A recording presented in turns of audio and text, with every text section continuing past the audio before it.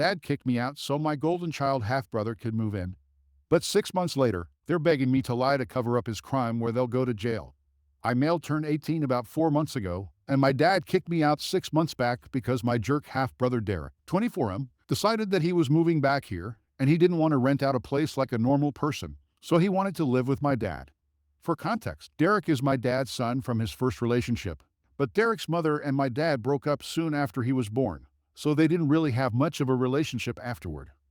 Derek is a lot closer to my dad than he is to his mother, so we spent a lot of time together growing up because he would come over more often than was required legally as per his custody arrangement.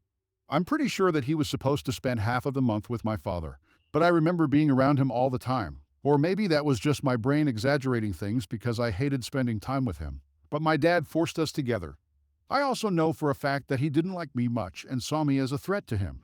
My mother passed away a couple of years ago after a long battle with lung cancer. And that's when things started going downhill with me and my dad.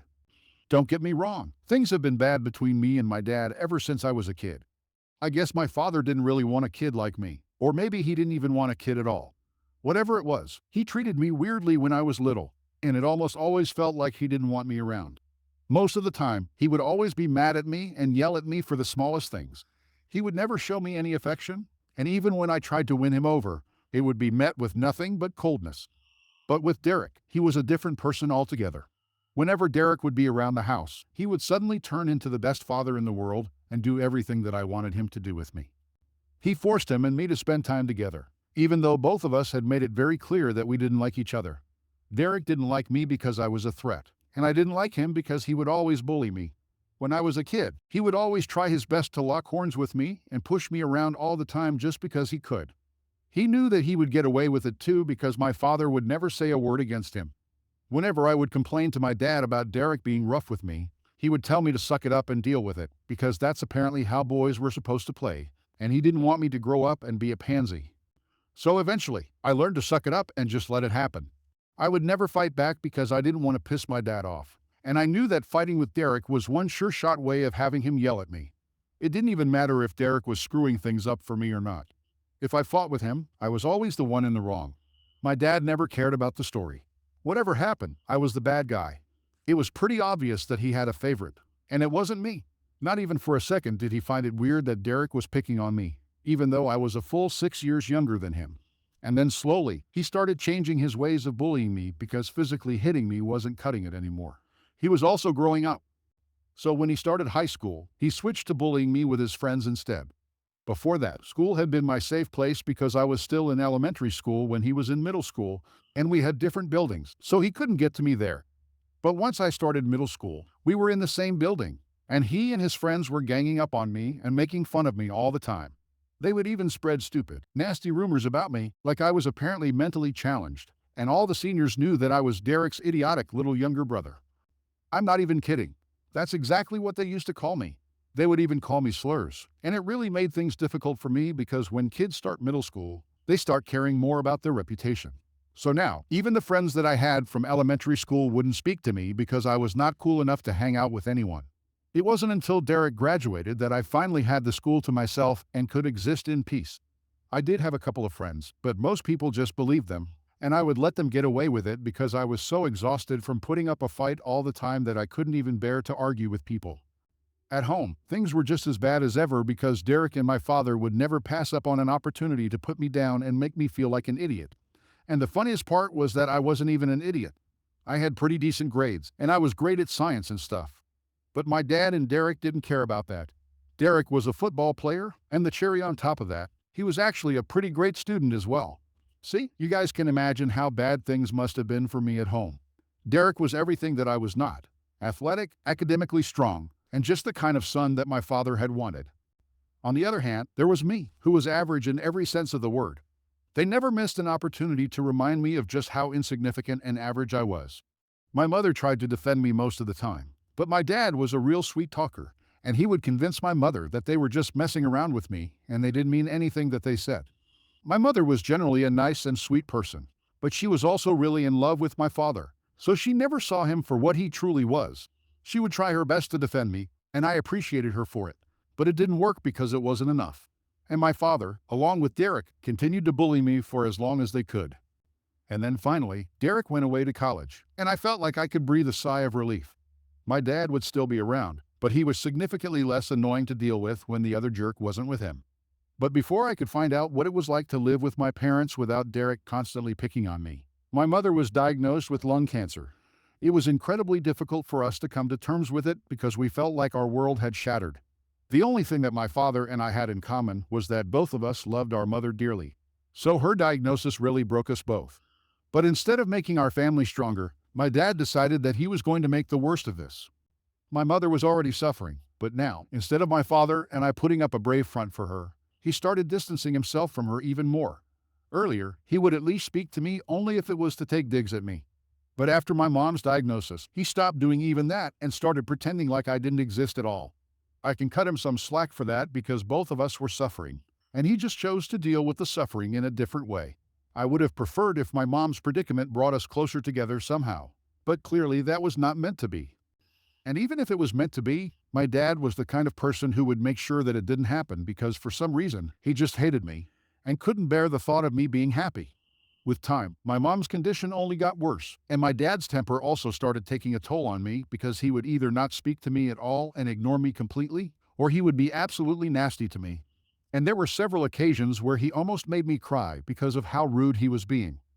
I tried my best to keep the peace of the family by not responding to my father because I knew that it would just give him more of a reason to beat me and pick on me. For the years that my mother was sick, whenever Derek would come back home from college, he would lay off of me, and I appreciated that. He would not be nice to me, but he would at least be human, and that's more than what I could ask for. Things were bad when my mother was still around, but after she passed away, I went from the frying pan into the fire. For the first couple of months after my mother's passing, things were really quiet around the house. And by that, I mean that I would do all the work while my dad was just unresponsive. He would function, he would go to work, come back, and have dinner and stuff, but nothing else. I was kind of concerned for him, and I contacted my grandparents several times to tell them that I thought my father was probably depressed. But they didn't take me seriously. They either didn't care enough about their son to check up on him after the funeral, or they just didn't like me, just like my father, and didn't want to do as I said. But after a few months had passed, my father started coming to his normal self. Unfortunately, that also included binge drinking and making me feel like crap about myself yet again. He would constantly order me to do stuff around the house, and it was really tiring because not only was I going to school, but I was also doing all the work around the house, which my mother used to do earlier. Even when she was sick, my dad and I would manage to get all the work done. But after her passing, all that responsibility came to me. I couldn't even protest because if I did, my father would tell me that I wasn't bringing home any money. So this is the least that I could do to live here. It was really insulting, but I had nowhere else to go, so I just had to suck it up and deal with it. For the longest time, the only thing that I was looking forward to was going to college because that would mean that I would finally be rid of my father, and I wouldn't have to come back home. Anyway, I didn't even consider this place home anymore because once my mom was gone, it stopped being home for me. Now, I could have moved out and started living with my mom's parents after her, but they lived really far away, and I still had a year of school left, so that was not an option for me. But then a couple of months ago, when my father found out that his golden child would be coming back home, he kicked me out anyway, and I ended up moving to live with my grandparents. Derek had moved out for college a couple of years ago, but he hadn't returned to live here after that. After he had graduated, he got a job there and decided to stay because his girlfriend wanted to stay there and make a life for themselves away from home. So Derek decided to stay there with her and would only come back for the holidays occasionally. About 2 years ago, he got married to his girlfriend because she was pregnant. They had just graduated when they found out, and it seemed like pretty perfect timing, so they decided to get heat. I was invited to the wedding, surprisingly, and just for that one day, he did not terrorize me. My mother was also present there, in spite of her condition, because even though he didn't like it, everybody liked my mom, and he wasn't particularly close to his own mother since she was kind of a bad mom. And I'm saying this because she was the kind of mother who just didn't care about their kid or having a relationship with their child. The woman was already in her fourth marriage by the time Derek got married, and it honestly appeared to me that her goal in life was to be rich. She worked and earned her own money, no doubt, but that was at the cost of her relationship with her son. I guess that explains why Derek was so attached to our father. He pretty much only had one parent who cared about him, and of course, he didn't want to share the parent with me. Anyway, Dad got married, and soon after, he had a kid as well. They have been living happily there for the past 2 years, but I don't know why. For some reason, 6 months ago, They decided to move back. My dad just informed me about it like 2 weeks before Derek was supposed to come home. He was really smug about it as well. And he sat me down one day and told me that I needed to find a place to live because Derek would be coming back home, and I had to give up my room. We had 3 bedrooms, so I asked him why they couldn't just use the guest room. So he told me that Derek and his wife were going to live in the guest room, and they were going to use my room as the nursery. It was apparently imperative that I leave the house because I was already an adult, and just a few months. I thought it was really unnecessary and selfish of my father to demand that I leave the house altogether, just because he wanted to move back here with his family. I tried to fight with my father, but there was no talking to him because he had already made up his mind. He told me that I had 2 weeks to clear out, and after that, if I didn't leave, then he would call the cops on me. Now, I am aware that there must have been some legal way to fight this and prevent it from happening. But at the time, it didn't occur to me, and I was really panic-stricken because I didn't trust my father, and I knew that he was fully capable of kicking me out without notice. So I started rushing to find a place for myself. But eventually, I settled on moving in with my grandparents. I had avoided doing that so far because they lived so far away, and I still had to go to school. But at the time, I just didn't have any other options, and there were just a couple of weeks of high school left at that point anyway. So I was willing to take that risk. Within days, I had moved out because I didn't want to be there when Derek came back home with his wife and child. My father didn't seem to care when I moved out and didn't even say goodbye to me the day that I had packed up and I was leaving with the movers. My grandparents had come all the way to pick me up in their truck, and they had half a mind to tear into my father, but I told them not to do it because it just wasn't worth the drama. 6 months have passed since that day, and I have been living with my grandparents. I haven't been in touch with my father ever since he kicked me out, and I didn't plan on getting back in touch with him either. I was supposed to start college in a couple of weeks, and that was already going to be taken care of. I had literally no incentive to speak to my dad or Derek ever again. But unfortunately, they were the ones who had to reach out to me because something had happened, and they now needed me to bail them out. They visited me a couple of days ago, and I was quite surprised because I hadn't been expecting them to reach out to me at any point. But my grandparents still let them in, and I decided to have a conversation with them because they seemed pretty desperate. I found out that apparently the reason Derek had come back here with his family was that he had lost his job earlier and was struggling to make rent.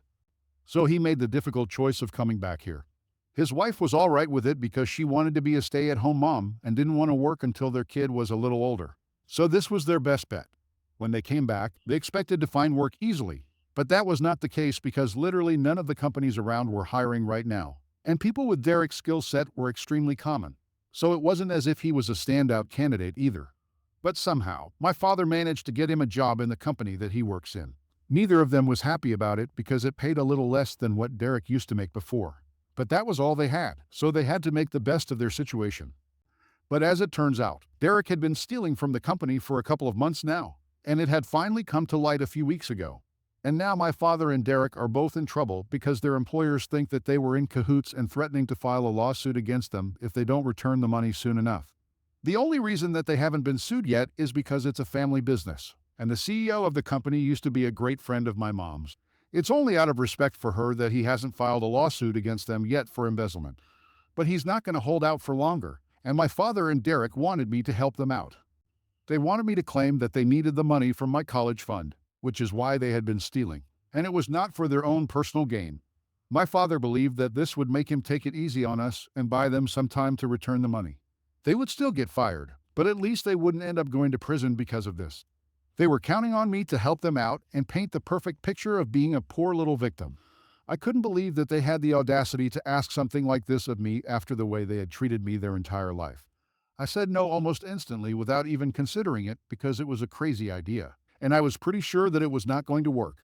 Their plan was simply ridiculous, and I didn't want to be a part of it. When I told them that I didn't want to be a part of their plan, they started getting really agitated and told me that I had to help them out because there was a very real chance that they might end up going to jail, and I couldn't let some petty grudge from years ago ruin their lives. So I told them that it wasn't a petty grudge, and it certainly wasn't from years ago. My father had only recently kicked me out, and it hadn't even been a year since then. So I would say that it was pretty recent. But that wasn't even the main reason that I didn't want to help them.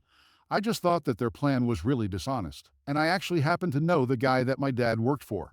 Like I said, my mother and he were really good friends, and he also seemed to like me. He and my mother had pretty much grown up together, and I used to refer to him as my uncle whenever he would come around when my mom was still alive.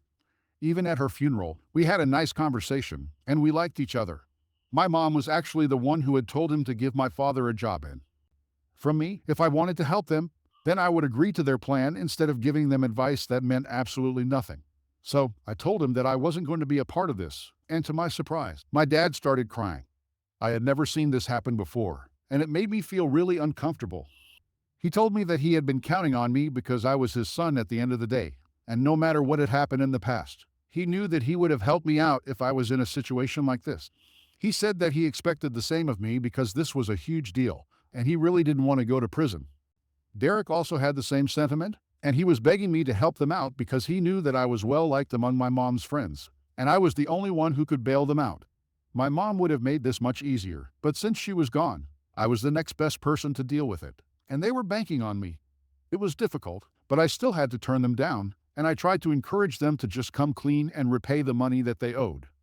They got really upset and said that the only reason I was screwing them over was that they used to mess with me when I was little, and they were really disappointed with how I was dealing with things. Now they left after that, but I keep thinking about it, and the guilt is eating away at me because I keep imagining them in jail, and I don't know, it just doesn't feel right. But at the same time, I don't want to be a part of something illegal and so immoral. It would be an insult to my mother as well because I would technically be using her friendship and manipulating a really good friend of hers. I'm really conflicted right now about what I should do. Time is of the essence at the moment because it's not like my dad and Derek have forever to pay off their debts. So, I go for not wanting to lie and cover up for my dad and my half-brother who bullied me my entire life. Update 1. I've made a decision, and I think I'm going to stick to not helping them out. Not only is it immoral and unethical, it's just straight up illegal, and I don't want to be a part of something like this. So, if my dad and Derek want to stay out of jail, then they will just have to sort this one out for themselves. And it's not even like they are in some grave danger. They have been given the opportunity to set things straight, repay all the money that Derek stole, and get out of this without tarnishing their reputation. They can choose to return all the money and fix this for themselves. So I have no reason to feel guilty. Most of the comments here suggested that I stay out of this, not just because my father and Derek were terrible people, but also because what they were doing was really horrible, and I wouldn't be able to have this on my conscience and move on with it like they would be able to. It's clear that we are not made of the same stuff, and I would not want to do something like this. So, that's why I have chosen to stay out of it, and if they contact me after this, I will block them. For the record, they are already blocked everywhere, but I'm sure that they might use some different numbers or social media accounts to get to me. My grandparents also think that I'm doing the right thing by staying out of this because this was a mess that they made, so now they have to clean it up. It doesn't make sense to expect anything of me after the way they treated me for so long. Update 2. Hi, so my father reached out to me today through text, just like I had expected. It's been 8 days since he visited me last, and we haven't spoken since then. As I had said, he used a different number that I wouldn't recognize to call me, and I absentmindedly answered the call as well. The second that I picked up the call, I hung up when I heard my father's voice on the other end, but I was a little too slow in blocking him, so he was able to text me, and I received the text as well. He messaged me saying that he knew that I didn't want to discuss this any further. But he and Derek were in huge trouble and really needed me to help him out because their employer was breathing down their neck and threatening them every single day to return the money, or else he would file a lawsuit against them. It made me feel very guilty, but I texted him back and told him that I wouldn't be helping him, and he really should start looking for other ways to return the money instead of running away from the problem. Then I blocked him, and I hope that he understands where I'm coming from. Even if he doesn't understand it, I just hope that he does the right thing. I would hate to have a father in prison. Update 3. Hey, so I haven't heard back from my father yet, but my grandparents told me that they had got in touch with my mom's friend, the CEO, to ask him what he was planning to do. We haven't contacted him before because he's a busy man, and we didn't want to try too hard, but we needed to know what was going on, and speaking to my father or Derek was not an option anymore. So, my grandpa spoke to him, and he told us that he was still planning on filing a lawsuit if he didn't receive the money back in a couple of months.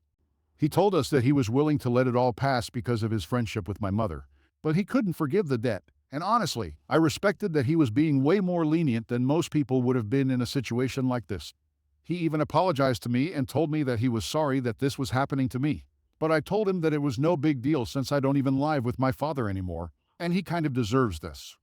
So, we don't know what is going to happen, but I think my dad is clever enough to know that he should really pay the amount back somehow so he doesn't end up in jail. It's going to take a while, but I'm sure that they'll do it. and I have nothing to worry about.